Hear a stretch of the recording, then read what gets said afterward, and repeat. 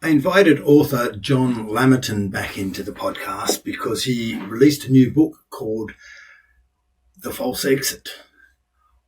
I really wanted to pick this book apart and explore how the false exit really was unattainable. But after reading the book and having a great conversation with John, we realized that we're very aligned on our thinking, and the only difference really was language. And that the false exit is, how do you prepare your business? What are the tips that you need to do as a business owner that you can prepare your business for succession and then exit? It's a really great conversation that I had with John. I hope you enjoyed the podcast as we explore how to prepare your business for succession and so that you can remain the owner of the business and not really exit after all. Welcome to the podcast that's dedicated to helping business owners prepare for exit so they can maximize value and exit on their terms. This is the Exit Insights podcast presented by Succession Plus. I'm Daryl Bates-Brownsword, and today is one of those rare occasions where I've invited a guest back because he's such good company, and I really enjoyed having John on the show last time. John Lamerton, welcome back to the show. Fantastic. Oh, thank you for having me back, Dale. That sounds really intriguing to say that it's very rare that I'm invited back. Well, I was just thinking earlier, I was on a call to one of my mates back home in Oz, and I thought, I said, I'm having Lamo back on the show. And he said, because that's just naturally, everyone gets a nickname in Oz. So I thought I'd share that with you in case you weren't aware. If you're in Australia, your nickname would be Lamo. Yeah, I'm definitely Lamo. I used to have a blog and it was called Lamo's blog. So yeah, absolutely. We've got quick story. I'm a Plymouth Argyle fan. We've got a New Zealand striker called Ben Waine. Can you guess what his nickname is? Well, firstly, commiserations for having to have a New Zealand striker. Like, they're really good at rugby. I know the Kiwis. I hate them, but apart from that, yeah. Anyway, so what's his name? It's Waino. Waino. It's very original, isn't it? Well, everyone, look, if we have a long name, it gets shortened. If we have a short name, it gets lengthened. And it's normally we add an O to the end of it. Rubbish collectors are Garbos. Your car registration is your Rego. Where do you get your petrol from? A servo. We're only simple creatures. But keeping things simple, we are here to talk about your latest book, which is called The False Exit. And frankly, you're helping business owners to keep it simple and not make exit planning overly complicated. I think so. I think I'm almost here to convince business owners not to sell their business. And I know that sounds completely bonkers. Why are you listening to this podcast if you wouldn't want to sell your business? But I'm just gonna play devil's advocate. I'm gonna be that little voice in the back of your head that says, "But do you really want to sell? Do you really need to sell?" And yeah, I think the false exit for me is something I stumbled across, and it's kind of a 4-step process. Everything in here is common sense. And I know the conversations we've had, Daryl, and I've had conversations with lots of other kind of business brokers, people who help facilitate exits, thinking that we'd have massive disagreements and we'd really, really have a major argument today. I'm afraid we're not, are we? Because we agree on most of this stuff. Well, yeah, I read the book and I did share this with you. And I said, I deliberately read the book looking for arguments. And I've gone, oh, good. I could see. And as I'm reading, I was saying to myself, good, I can see something here. And then you presented the exact same argument I had. You're basically saying, here, you can do this, but don't do this because. And the biggest one that came to mind is, for me, I have over the years in working with business owners, helping them exit, they go, hey, I've built this business up over many years. I've got it to a stage where it can run without me. And well, it doesn't need me. So I'll just let the management team get on with it. They're doing a great job and I'm off and I'll just take my dividend every 6 months or quarter or however often I want to take. It's my business. I've built up this asset. I'm off to sit on the beach and drink pina coladas and live happily ever after. And that was the piece in the book. And I remember thinking, oh, good, I've got him here. And I backed him And into a corner. exactly, neutral corners. And what I've seen whenever people do that is on a couple of occasions I've seen it. They've gone off, they've left the business and just left it to the management team to run. And it's great for a couple of years. The management team are quite happy. The owners are quite happy. And then after a little while, the management team sort of go, well, why are we doing all this work? Why are we doing the work? And that owner who's been absent for a couple of years now is just taking all the money. All the relationships are with us. This business just wouldn't run without us. And he's paying us or she's paying us whatever they're paying us. And hang on a sec, this business wouldn't exist without us. And I've seen more than once, a handful of times where basically the let's just say the business has evaporated from under the owner. The equity has disappeared through various ways, call them right or wrong, but the business equity has evaporated. And I thought I had you on that, but you've got a very specific story in the book, and I've gone, damn, and he's got a good solution for it as well. So why don't you take us through that? Yeah, so it's a scenario that I think a lot of business owners want to be in, and I do kind of lay out in the false exit and say, look, if you imagine your organizational chart, when you first start your business, your name is in every position. And in my previous books, I've kind of helped people remove themselves from doing every job. And I said, like, eventually the dream is, if you look at your org chart, your name is in one position at the very, very top, shareholder. Yeah. And that's it. And as you said, you just get your dividends, and then you've got CEO, you've got COO, you've got CMO, you've got CTO. Underneath them, you've got a layer of management. Oh, it's fantastic. And that was my dream back in the day, was that's my only job, is to cash in my dividend checks. Yeah. The problem with that, as you alluded there, is kind of, well, the CEO and the CTO suddenly go, well, why are we doing all the work? Why are we taking all the risk running this business? And we're then siphoning off to and use the word absent shareholder. And I think there's a term I use in the book where I say it's about abdication, not delegation. And it's this idea that you can just walk away from your business, take your hands off it, never touch it again, and it will keep being the golden goose that keeps laying the golden eggs. That's not going to happen, because you have to have your hand on that tiller, don't you?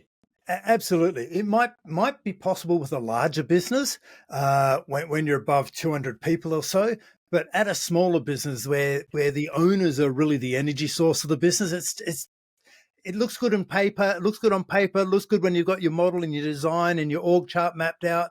But in practice, it just doesn't work, does it? No. And I'm an investor in like FTSE 100 companies, S&P 500 companies. I have no problem just being a shareholder of that company. I do not want to be called when there's an oil spill in the Gulf and Shell need something sorted out. No, leave that to the management team. Absolutely. But yeah, your small business, that's a little bit different. And you can't just let go of that. And that's why the thing is, when you create this business, and it is specifically, I'm talking now to business owners who you have created the business. It is your baby. And this is something I think you probably hear a lot when you're talking to business. It's my baby. Yeah. So therefore, I'm going to think it's worth 3 times the price anyone else objectively thinks it's worth. I'm more attached to it than anything else. But ultimately, you've created a little world where everything is exactly the way you want it, and it's your business run your way. The minute you try and let go, that's where the problem lies, because if you delegate well and you have these 4 steps in place, the 4 frameworks, then it's easier for other people to run your business your way. And where frustrations lie is when you have other people running your business their way. Absolutely. And it's about setting expectations, and you use the word abdication. I think that resonates, and I first heard that in Gerber's book, The E-Myth, was Yep. Was that an inspiration for you, or is that just something you arrived on your own experiences? No, absolutely. The E-Myth has been instrumental. I had the privilege of seeing Michael Gerber speak probably a decade ago now, and I remember at the time he delivered, I think, a 45-minute keynote, might have been longer, and I remember a good 20 minutes in, the entire audience is giving sideways glances. Everyone, like, where's he going with this? He was telling a story about learning to play the trumpet when he was a kid, and we're all there going, Gerber's lost it. He is, he's just rambling now. This has got nothing to do with business. He hasn't mentioned the E-Myth. He hasn't mentioned the employee mindset, the technician. What's going on?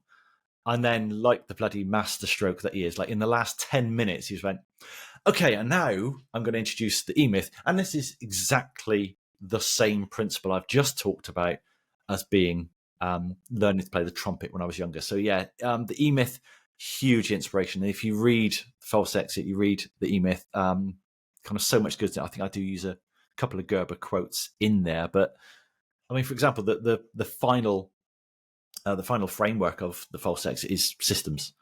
And if you want to learn about systems, I'm you go to the source. So you read Gerber, you read what have I got on my shelf behind me? Sam Carpenter's Work the System. You read Systemology by David Jennings. These guys go a lot deeper on systems than I do. It won't be any surprise to any business owner looking to exit that they need to put systems and processes in place. It is a foundation of a false exit. It's a foundation of any exit. But yeah, if you want to learn about that, I don't think we'll go too deep on that today, because I'd imagine you've got entire episodes purely devoted to system creation. We have, and we had Dave Jennings on the show. So I'll just put a note down to link to his episode in the show notes here, because it was a good episode. It's a little while ago now, but and I know he has strong connections with Gerber as well. And so yeah, it is a whole episode. Okay, so we talk about abdication and delegation, and one of the keys to a false exit or any exit planning or growing or scaling your business so that it can run consistently and without you, the owner, having to work stupid hours a week, we need some sort of structure. So the first structure you started on there is going, well, let's start an organizational structure. And an org structure for an SME business needs to be based on what needs to be done, all of the functions. And you said that, rather than who's doing what, because that's what most people do, is they go, well, I've got John doing this, and I've got David doing this, and I've got Daryl doing that. And we miss half of the business. So the first tip is get a structure that works. The next piece is figure out how to delegate. And I think the mistake a lot of business owners make that I see is they go straight to, they just hand over everything. They abdicate and they walk away. And then 3 months later, they get frustrated that things aren't being done their way. And they come back and they jump up and down and they rant and rave. And then they go, well, this person's no good. And they get rid of them. And if you want to do it properly, I have to do it myself. So they jump in and they micromanage and take back. And if they look in the mirror, they never really set the clear expectation around what they want, or how they want the task to be performed. But you've got, I think you've got alluded to, you've got 4 frameworks, or you've got some models and tools that help the business owner on this path or methodology. Yeah. So it starts, and I think every time I think about any of the 4 aspects, you have to start with the very top. It starts with vision and values. And this is something that I never thought was as important as it is until I wrote this book, because I knew values would be a part of it, but I thought it would be, okay, and then you need to impart your values on your team. And the more I dove into this, the more I realized that everything comes from the values, because you've just said a line that every single business owner has ever said. It's just easy if I do it myself. Why can't they do it the right way? What is the right way? The right way is the way you would do it. Why do you do it the way you do it? And what don't you understand about that? That makes total sense, John. Just read my brain. I've got systems, they're all in my head. So vision and values is the very, very start. I said just now, it's your business run your way. So what is your vision? Why does your business exist? Why did you create your business? Then what are your values? And I've really got to go deep on this and say, look, what are the values that you actually live and breathe? Not the ones you paint on the wall saying that we're customer focused and we're innovative and we're cutting edge. No, that's just a load of corporate bollocks. This is about what you actually believe. That if these beliefs cost you money or they became unfashionable, or 25 years from now, you would still, what values would you defend to the core? Because no, it's the principle of it. That's what I truly believe. Those are the values you need to impart. Yeah, look, I like the way you said what values would cost you money. Because if they're going to cost you money, then you really believe in them and you're committed to them. Serious. And the whole corporate bollocks bit. I just work with so many businesses and you look at their values on their website and you go, okay, so what are your values? And they go, they're on the website. And I go, great, what are they? They don't know. They're just a whole lot of aspirational words that they feel that they should have there, that is just like everyone else. It's almost just political correctness for small business. We need to have some values and good customer service and quality, and we've got great people. They're the expectations, but they don't have any behaviors or even KPIs to support those behaviors, and none of their rituals, the things they believe in deeply, support any of those values either. No, exactly. And if they did believe in those values, that would make them exactly the same as any other business out there, which is just numbing to think about. Yeah. I always like to think that whatever your values are, you've got good values if someone else could have the polar opposite values and they truly believe them. They truly held them to be true. And the two of you can have a spirited debate about your values and agree to disagree. Yeah, and there's no absolute one right way to do anything. And there's very few absolute right ways or anything or rules in this world, unless you're really coming down to the rules of physics. No matter what you believe or what I believe, gravity's there. But your values, your beliefs, whether you support Plymouth Argyle or Oxford in the football, there's no absolute right. We're both right on that one. Exactly, although we all know that Plymouth Argyle are the greatest football team of all time. It's subjectively so. So I've heard. Yeah. So our second framework then is people, but it's specifically the right people. And I owe so much to Jim Collins for this. If you haven't read Good to Great, where have you been? Yeah. Jim Collins talks about, people being your greatest asset is wrong, the right people. And when I still remember listening to Good to Great, hearing that line, I can tell you exactly where I was on the Southwest coastal path, and I stopped in my tracks because it was suddenly, I'd been running businesses for nearly 20 years at that point. And I just went, oh my God, that's so obvious. I've been employing people, and what I needed was the right people. Yeah. Because I just went, oh, there's a warm body there, stick them in a chair. I'll tolerate that behavior. Those values are not aligned with mine. They don't share the vision that I've got for this business. But, well, they're here, so let's work with them. And I like that. The right people doesn't necessarily mean the right skills, does it? You're talking about the right people who have got the right attitude, and I like using the language, they're aligned to your vision and values, as opposed to they're bought into your vision and values. If they're bought in, that suggests that they have a sales job done on them. Yeah, because I had to explain this for the book. So I thought, what are the difference between vision and values? How do you identify the right people using vision and values? So I thought, actually, first and foremost, they're not going to share your vision. Your vision is this is where the company is going. This is why company exists. This is the dent we are making in the universe. What they should do, the right people, when you explain that vision, and let's say you're at an interview hiring someone and you explain your vision, that person, their eyes should light up. Yeah. They should sit up in their chair and get a bit excited. They should offer help regardless of whether they get the job. That's when you know the right person, as you said, is aligned with your vision. That's a great tip right there. Yeah. We need to bookmark that soundbite. Yeah. As opposed to, do I get paid bus fare for coming here today? And how much is the salary? And what are the pension contributions? That's a person who's looking for a kind of, just a paycheck. Yeah. I reckon if we treat our people like commodities, they'll treat us like commodities. And a commodity is showing up, doing the, working my 40 hours. What are my pension? What do I get out of it is the mindset.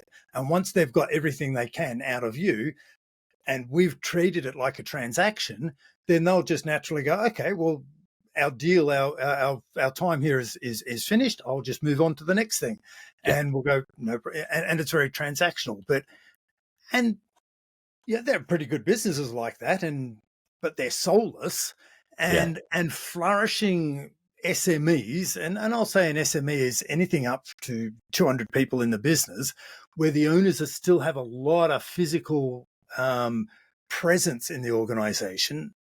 They thrive on that energy, that passion, that vision, that foresight from the founders of the business. Exactly, because that is what lights you up, because the vision is aligned to the values. And again, the values are not something that you want your team to buy into. Yeah. Because your values should be their values. They should be shared values. It's not, as a company, we've got these values, so I have to care about the environment. No, you should care about the environment. I am passionate about, ice cream. Yeah, I'm working for an ice cream company. We're going to be the best ice cream company in the world. I'm really passionate about ice cream. You tell me that Ben and Jerry were not passionate about ice cream. Of course they were. But you don't go there and say, well, I could take it or leave it. I've gone into companies, again, food companies, and I've said, what flavour do you recommend? Only for a member of staff to go, I don't particularly like ice cream. Why the hell are you working for an ice cream company? Yeah. And how the hell is an ice cream company hiring someone who doesn't like ice cream? The values just aren't there. Exactly. Okay, so getting the right people is number 2, making sure that these people get your vision and that they're aligned to your vision and their values. They haven't had a sales job done on them. They haven't bought in. They are naturally aligned. So that's the second. Yeah, there is a bonus one there, which I'm really sorry, but again, it comes from the All Blacks. Sorry, they come up with it. That may have been that they needed to come up with this rule, because it is a rule that they call the no dickheads rule. Yeah, they borrowed that from us, I'm sure. Which, obviously the Aussies wouldn't need to have that rule, would they? But it's this idea that regardless of how talented someone is, if they are a bit of a dickhead, if they are disruptive, if they are self-centered, if they are selfish, if they don't really have the customer's best interests at heart, it doesn't matter how good a salesperson they are. It doesn't matter what targets they hit. They are going to be disruptive. Yeah. And I've read the legacy book. I've forgotten the author, but the book is about the New Zealand All Blacks team, and it really talks about their culture and the no dickheads rule, and it really aligns well to business, because business, especially these SME businesses that we're both talking about here, of all sizes of SMEs, I think it's a team sport, and running a business is a team sport, and that no dickheads rule fits right into there. Yeah. Again, I'll let you have that one, John. Well, again, part of Jim Collins was getting the wrong people off the bus, wasn't it? And everyone forgets that. Get the right people on the bus, the wrong people off the bus, and then the right people in the right seats. Those wrong people off the bus are those who are not aligned with your values. They don't share the vision, and the dickheads that need to go. And that could be your best performers. And it's a really important thing, because to say we've seen a lot of businesses where they go, well, I can't let the salesperson go. Yeah, he or she, they don't fit with our values, but they're making so many sales. And you go, okay, so do you believe in these values or not? Because everyone else around the organization the gap is getting wider because they're just so pissed off with you not doing anything about it. And it all feels like lip service and rhetoric. Exactly. So, there might be a bit of short-term gain, but every time I've seen the owner take it and let that person go or try and change them or they try and change them and then they can't be changed and then they let them go, everyone else just steps right up really quick and they fill the void.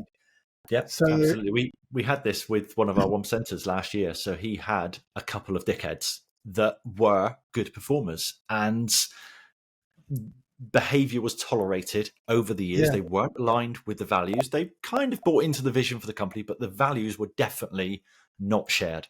And then we created this toxic culture. And eventually this business owner said, look, you and you have got to go. And as you said, the rest of the team suddenly, oh, thank God for that. We wish you'd done that years ago. And as I said, raise their game because suddenly they can see that, oh, these values you claimed were important that we knew you just ignored every time that person hit their sales quota. Suddenly we've seen, oh yeah, you are actually living by your values. This is true. And this is why I say it flows throughout the entire framework. Absolutely. Okay, so we've got the right people on the bus. Yep. And now we've got them in the right seats. And I guess we can add, they know how to find their way to the seats and they always sit in the same seat. So there's a bit of systems and structure and process there. What's number 3 on the list, John? So number 3 is your decision-making framework. So we've got the right people on the bus. We know they share our vision and values. They now need to know, what are we going to do? And this is about empowering them to make the decisions. Remember, right back at the start, we said it's your business, run your way. So what is your way? Well, that is enabling the right people to use your values, to lean into that vision, to answer the question, what would Daryl do? Because that's the only question they actually ever need to answer is, what would Daryl do?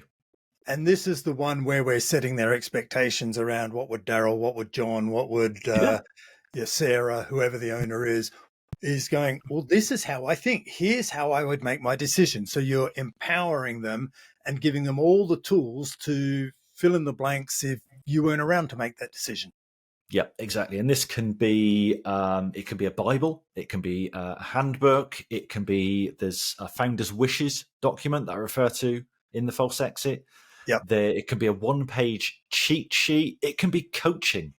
But notice again, we bring the values into it. Often, what would Daryl do? I would do this because this value is important to us. And the minute you make that connection and we say, well, actually, this is a values-based decision. So what you kind of almost put every decision into buckets and you say, this is a financial, logical, mathematical decision.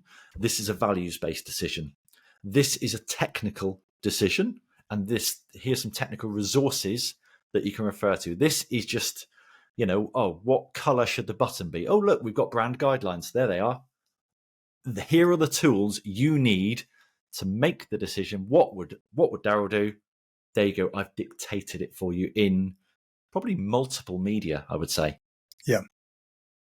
Okay, so again, we're giving them all of the tools they need to make decisions within the way that you want decisions to be made. And I imagine that there's also, for the normal way of doing things, they've got procedures, they've got policies, they've got processes to the right level of detail for the size of business. Yeah, exactly. And I think the example I used in the book, and I'm going to apologize now to any religious listeners out there because I'm going to be a little bit blasphemous now. So you're insulted Aussies. Now you're moving on to religious, and yeah. If you've made it this far, then you should be okay. Next up is politicians. No, right, religion. So the example I used in the book was the movie Bruce Almighty. Yeah. Jim Carrey, Morgan Carrey. Freeman. Basically, Jim Carrey gets to be God for a weekend. God decides, do you know what? I've had enough of all this running the world malarkey. I fancy taking a false exit and having a weekend off. So, Jim Carrey, you can take over. And the movie starts off, and obviously there's some hilarity that takes place as Jim discovers his brand new powers. But ultimately, then the serious stuff starts happening, because then Bruce starts getting prayers. People start saying to Bruce, "Oh, God, what should I do about my problem? What should I do about my relationship with my ex? What should I do about this? Oh, God, please, can you help me find the strength to do this? What should I do about this?" And God, please he let Plymouth starts. win. No, God, please let Oxford win. God, please. Aussies, All Blacks. Wallabies, All Blacks. Come on. I think most of the prayers in the world are probably sporting related. Please don't let them be awful again this weekend. Please don't let the All Blacks win again. So Bruce tries a few things. He creates, every prayer goes on a post-it note. He's like, oh, God, I remember that one. And then he ends up with post-it notes all over the apartment. Filing cabinets, and he ends up unable to move because every prayer's in a filing cabinet. He tries email. Brilliant. So he's typing away day and night, and all of a sudden there's another 3 million unanswered prayers that are coming. So there's got to be a system for this. There has to be a system we can do that will help people with all these prayers they've got. And my brain, as I was watching this and writing the fast exit, thought, well, there is, and God's figured it out. So what he's done, first of all, is going, oh my God, oh my God, that's where that phrase came from, was God going, oh God, I need a day off. So God said, right, I need a day off. So Sundays are my day, okay? Day of rest. On the 7th day, he rested. Oh, I've got all these questions, though. I know what I'll do. I'll write a book. I'll put it in a massive book. There you go. All the questions you've got for all those problems that you've got. Any question, what should I do about X? What should I do about Y? Great. It's all in the book. Brilliant. And then someone pipes up. I haven't got time to read the book, God. Can you just give me the TLDR? Give me the headlines. Oh, right, okay. Right, top 10 do's and don'ts. Actually, there's no do's in there. Top 10 don'ts. There you go. Thou shalt not. Oh, brilliant. I've got a little listicle. Fantastic. My specific scenario isn't listed on here, God. What should I do? Oh, no. Right. I'll tell you what. I'll write another book. We'll update it with a few more questions. The answers are in there. No, that's not good enough. I still need help. Right. I'm going to create a network of local branches. And in each of these branches, I'm going to put a manager, and I'm going to train them up. And they are going to know every word of all the books. They're going to know these commandments inside out. And they will be able to help you. And every Sunday, and indeed throughout the week, you can go and visit your local branch and get the help you need. And I thought, that's genius. He's created an entire system of decision-making frameworks, which leads back to the only question that any religious person, any Christian needs to answer: what would God do? Beautiful. I really like that model. It's an application. It's one that we're all familiar with, whether we like it or not. That the framework it's a metaphor that we can understand. Yeah. And again, apologies to anyone I have offended there, because honestly, no intent is. Well, no intent of offence there, and all we're doing is looking at the framework and going, hey, look, what do we take out of it? Well, let's start with here's the rules, the policies, if you like. Here's the top 10 policies. Right. If you need a bit more information, if you're working on it more regularly, here's a bit more information. And then if that doesn't help, here's the next layer of detail that should get you through every question that you've got. And as a framework, we can use it as a framework for taking our business and setting up the guidelines for how our business can be run. And it's just the right level of detail for the right time. Is that the takeaway we're looking for this? Yeah, I think so. It's at the moment, everything you've got, your business, your way, is all in your head. So it has to be out. It has to be documented. You need to be able to refer to it. So again, let's use the religious angle there, and let's say there's a vicar in a parish somewhere, and he gets a question that he hasn't been asked before. Ooh, that's an interesting point. What shall I do? I know. I'll refer to the Bible. I'll get the Bible out. I know roughly which book I need to reference. Oh, let me have a look. Oh, yeah. God said this. Okay. Here's the answer to your question. Let me apply context to the resource I've got. He doesn't need to memorize every word of the Bible. But what he does need to know is know where to be able to reference to find the answer. What should I do about my cryptocurrency? Now, God didn't plan what to do about your cryptocurrency investments, but if you ask your local vicar, he will be able to find you what would God do about this. There we go. Beautiful. So having a decision-making framework that empowers our management, our leadership team, to whom we're delegating to, I guess, crudely put it, think and act like we would. So in other words, think and act and make decisions in a way that we know are going to be aligned to our thinking, and therefore we can't jump up and down about it because we've set the expectations. We've given them the framework, the religion, if you like. We've given them the framework into how to think and act and operate under this paradigm, which is my paradigm, my set of beliefs, dogma, whatever we want to call it. There's number 3, our third tool. So we've got vision and values, we've got the right people, we've got a decision-making framework, and the fourth one is? And the fourth one is the simplest of all. It's systems for everything. And that's it. That's all you need. So just create systems and off we go. What could be easier? It's not quite as simple as that. It's as they say, it's simple but not easy. So how do you respond when people go, but John, look, we don't want to systemize everything too much. Our people are creative people. Our business is very creative. If we systemize them, we stifle their creativity and their thinking. Yeah, absolutely. And that then goes back to, okay, creativity is one of your values. Brilliant. Let's systemize creativity. Not to the point of let's tell you what to create, but let's say that actually protecting time for our creative people to be creative is important to us. Right, that's systemized. How are you creative? Are you creative locked away on your own? Do you need to protect your space? Or is collaboration one of the values that's important to you? In which case, we need to arrange entire days when the whole team is together. It's about creating, and again, reference back to Jim Collins once again, the flywheel. What pushes your flywheel? What gives your flywheel momentum? Because that is what you systemize. And if step 1, step 2 of your flywheel is creativity, then systems are the scaffolding that protect that creativity. They don't force you to be creative in a particular way. They would still act as the scaffolding that allow you to be creative. And creative is only one part of the project. I still need to deliver the project to the client on time. I still need to do all of the other parameters, logistics, bits and pieces around, creating a proposal and delivering and implementing and what have you.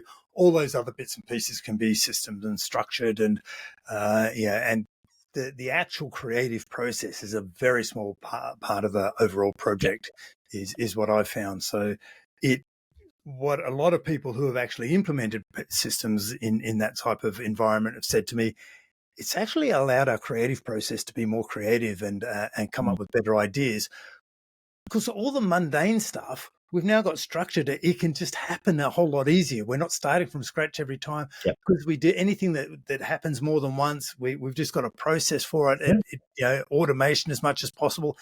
It actually makes our creative process easier. And why didn't we think of that earlier?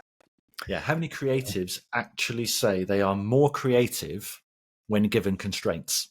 Yeah. So given the blank canvas, the blinking cursor, come up with something. Oh my God, there's the entire plethora of the paradox of choice versus come up with something on this topic. Oh, okay, right. Yeah, I can think of something there. And I'm up and running. I've got momentum. Yeah. So John, we've got these 4 frameworks, these tools. What do you call them? Are they 4 things?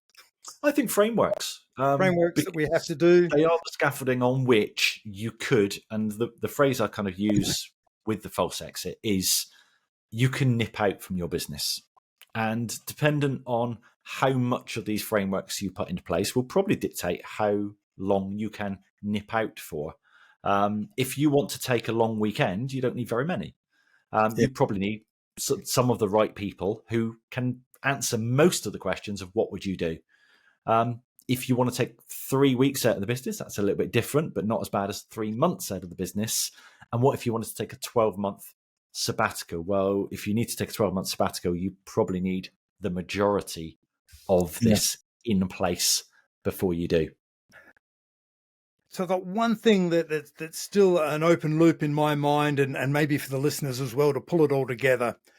You touched on the shareholder role, and we explored the shareholder role earlier on in our conversation, and how that is different in a SME to a corporate and a FTSE 100. So our business owners have diligently listened to our conversation and gone, yep, vision and values, get that sorted, getting the right people in the right seats. Yep, I know what I need to do there. Oh, decision-making framework. Yeah, they've got some good tips there on making that happen, and systems and for everything.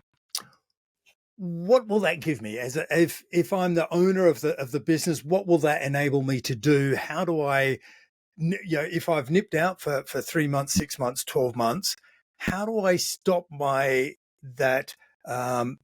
becoming the absent owner of the business and the business running away from me, to put it gently? Well, I think first and foremost, I would look at, again, talking to the listeners here who maybe are planning to exit their business. Why are you exiting your business? Why are you looking to exit? Because most of the owners I speak to that are looking to exit are either burnt out. Okay, so putting this in place will reduce burnout. Mm-hmm. They've fallen out of love with their business. Well, a business created around your values and a vision you truly live and breathe. You shouldn't fall out of love with that business, particularly if you're working with the right people and they're taking most of the day-to-day dirge off your plate. You shouldn't fall out of love with your business. Maybe you're not physically able to do the work of your business anymore. Well, great. Let's find some of the right people who can. Let's enable them using systems and processes and a decision-making framework to do that work. Let's remove that problem. What does that leave? Kind of the financial point of view. Well, I've built up this business. It's worth quite a bit of money. I could cash in my golden goose. And I think if you run the numbers on this, and again, I'm not an accountant, not a financial advisor, but just think about the numbers. And this is from my own point of view. I very nearly sold my business 8 years ago now for £2 million. Lovely. That would have been really, really nice. It was a 5 times multiple. So great. I get 5 times my annual profit. There's some tax to pay on that. There's some broker fees to pay on that. So let's say I end up with 4 times revenue. Mm-hmm. I end up with 1.6 million. Happy days. I've still done very, very well. I now, though, I've killed the golden goose. So I no longer have that income coming in. I now need to turn my 1.6 million into 400,000 a year just to replace what I had. So I need a new investment that yields a 25% return that is safe and secure, and I know everything about it. The only thing I know that provides me with that is the business I've just sold. Yep. So why don't I keep it in the first place and earn 5 times? I own the asset. And then that was another light bulb moment for me, is actually I shouldn't be selling businesses. I should be buying businesses. Yeah. And so what you call the false exit, we call succession. Get out of the operations of the business and just get involved as the shareholder. I call that the chairman role. Get involved as a chairman role. Act like a bigger business. but adapt that role for a smaller business. So a chairman in a smaller business, you probably want to be meeting with your management team regularly. You absolutely need some sort of reporting and monitoring systems in place so you can keep your fingers on the pulse of the business, and you can ensure that your budgets, your plans, your forecasts are operating as they should, and you can pick up any deviations and work with the leadership team to remedy that as soon as possible. So in the shareholder role, or the chairman role, combining those two words together, in that role, you can take the 30,000 foot view or the overhead view, and you become a little detached from the business, from it operationally, but you can definitely look at it strategically and look at the things that the business needs to be doing that will be adding value to the revenue in the next 6, 12, 18 months time, which is kind of the outcome of the book, isn't it? Is kind of, you've got to figure out where you add value and how you add value to the future of the business, so that you don't become that absent shareholder or owner of the business. Exactly. It's the case I made again at the end of the book was, well, let's imagine you've sold your business. You've sailed off into the sunset. You're enjoying your pina coladas on the beach. What do you do on week 3 or Exactly. month 7? Well, you probably start another business because you're bored. Yeah. And you've got that drive and ambition to do something. You don't want to sit and retire. And there are studies, I again referenced them in the book. Shell, the oil company, they did a study of early retirees at 55 versus retirees at 65. The guys who took early retirement died earlier than those who worked an extra 10 years. That lack of purpose, that lack of having a vision and creating a values-aligned business led to early mortality. So a false exit is about nipping out, recovering, relaxing, not hating your business, not being burnt out by your business, but not being tied to it either, so that you can go away, take 3 weeks in the sun, take 3 months to write a book, go volunteer in South Africa, whatever you want to do, coming back just absolutely fired up, ready to drive that vision again. And maybe you are going to create a new vision. I'm not apologizing at all. Again, Jim Collins, read Jim Collins, please. The BHAG that he talks about, big, hairy ass go. That is your vision. So where are you taking your business this year? So imagine going in full of beans and able to give your best to the company, whatever that is. Perhaps for you, that could be you're really good at selling on stage. You're really good at thinking strategically. Maybe you're really good with the numbers. Perhaps you're actually just a really good people person. Or, let's bring it full circle, as Michael Gerber said, you are a really good technician. Great. Lean into that. If that's what you enjoy, if you enjoy being the technician but hate running the business, let's create the business framework, and that requires a little bit of businessy work so that you can be the technician that you always wanted to be. Yeah, that's a great way to wrap things up, closing the loop. We've gone on much longer than we normally do on this podcast, so it's a bit longer than average. But John, I'm still going to ask you the question because it has been a longer episode. If there were just one, I know you gave us a framework of 4, but is there one key message that you really want business owners to take away from our conversation around the false exit? I think just, again, I would like to be that little voice on the shoulder, just saying a false exit is possible and it is an option. For many people listening to this, it won't be the option that you want to go with. You've decided, yeah, I do want to have an employee-owned trust. I do want a management buyer. I do just want to sell the business. I do want to cash in. But I just want to be that devil's advocate that just says, do you though? What if we could fix the problems that underlie the reason you want to sell this business? Could a false exit be that second option that you consider? Excellent. Keep it as an option. Be aware of your options, and then make a decision fully informed. John Lamerton, Lamo, thanks for joining me on the Exit Insights podcast and sharing your thoughts with us again today. Absolute pleasure, Darryl. I enjoyed this episode of the Exit Insights podcast. And if you have, now's a good time to subscribe and make sure you get notified of all future episodes. Now, if the topics have raised questions about the value potential in your business or how you will exit like a boss, then contact me and arrange a free strategy call where we can discuss what's required for you. Otherwise, if you'd simply like to learn more about how to prepare for when you want to exit, then you can download a copy of our ebook called It All Begins with Insights. The link is in the show notes.